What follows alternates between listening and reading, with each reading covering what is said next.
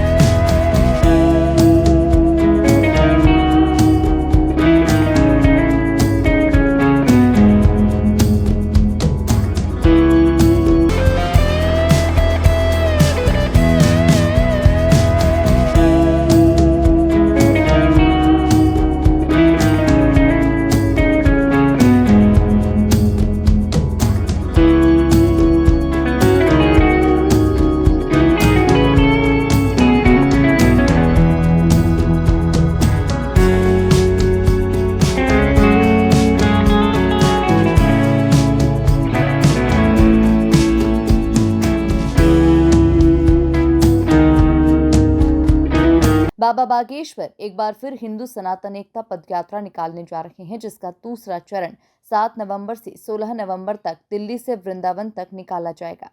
यात्रा का मकसद गौमाता को राष्ट्रमाता का दर्जा, भारत को हिंदू राष्ट्र बनाने की मांग, यमुना नदी की सफाई अभियान और श्री कृष्ण जन्मभूमि की प्रतिष्ठा स्थापित करना है।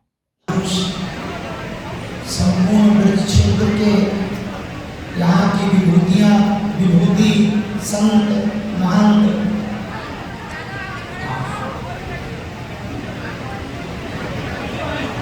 पुरोहित पंडा समाज के सभी जन, विद्वज्जन, आप सबने जो कृपा बरसाई, जो आशीर्वाद दिया, वो इतना अभूतपूर्व है कि आज श्रीमद् भागवत जयंती के इस उत्सव पर श्री धाम वृंदावन में बांके बिहारी ठाकुर जी की सन्निधि में, इन सब संतों की सन्निधि में बैठकर ऐसा लग रहा, अब तक मन में भय था कि पदयात्रा कैसे संपन्न होगी। अब संतों के आशीर्वाद से हम अभय हो गए। महात्मा जिसके हाथ को पकड़ लेता है, परमात्मा उसके कार्य को सफल कर देता है।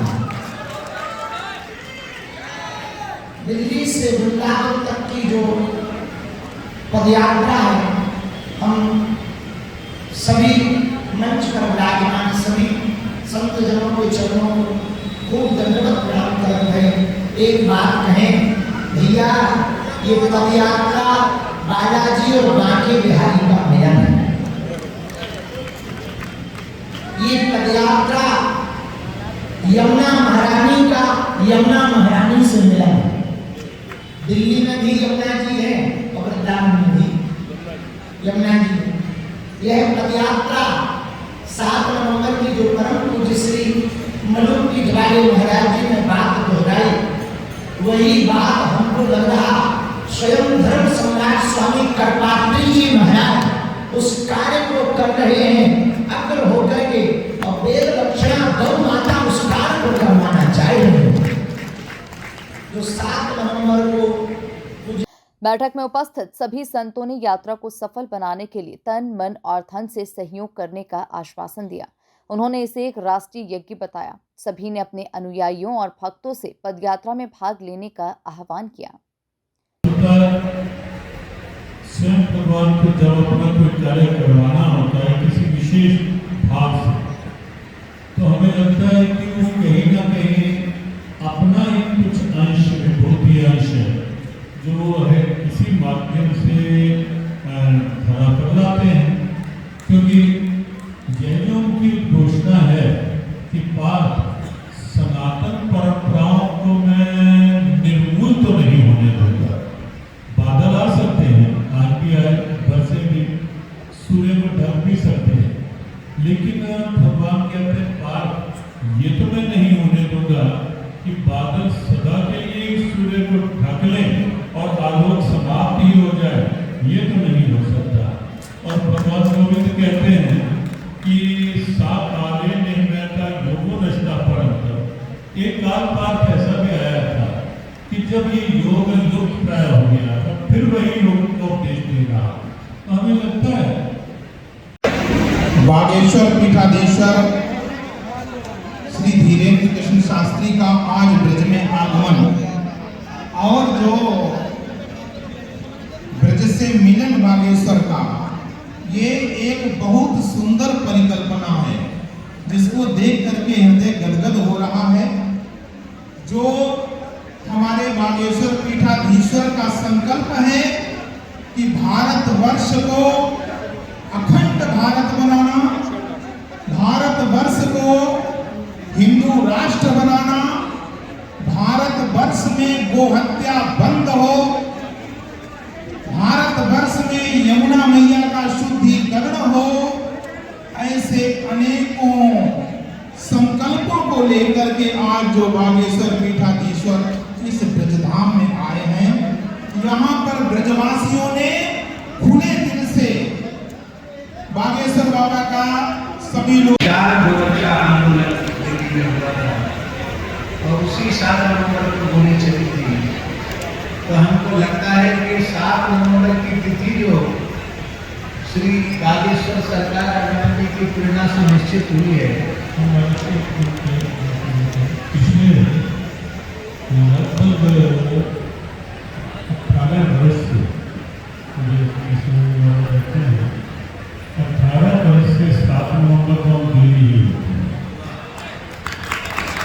7 नवंबर के दिन को लुप्त कर दिया गया था। स्वामी बहुत बार हमारे कर्तव्य है।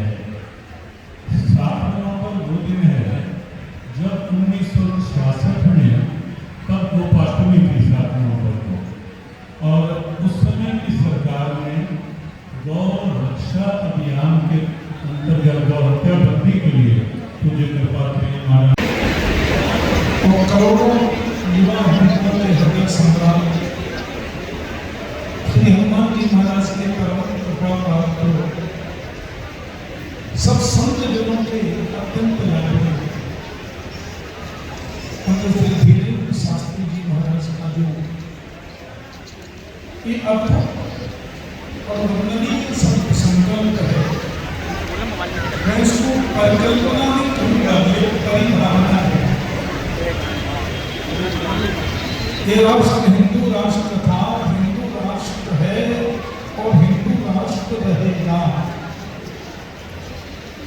केवल दस्तावेजों में प्रामाणिक रूप में इसको हिंदू राष्ट्र होना चाहिए। ये मनीषियों का राष्ट्र है, ये महापुरुषों का राष्ट्र है। वृंदावन के कृष्ण कृपा धाम आश्रम में एक मीटिंग हुई जिसमें देश भर से 200 से ज्यादा साधु संत शामिल हुए। इस मीटिंग में यात्रा की प्लानिंग, अनुशासन और धार्मिक नियमों पर बात हुई। Bureau report, MP news, Vrindavan.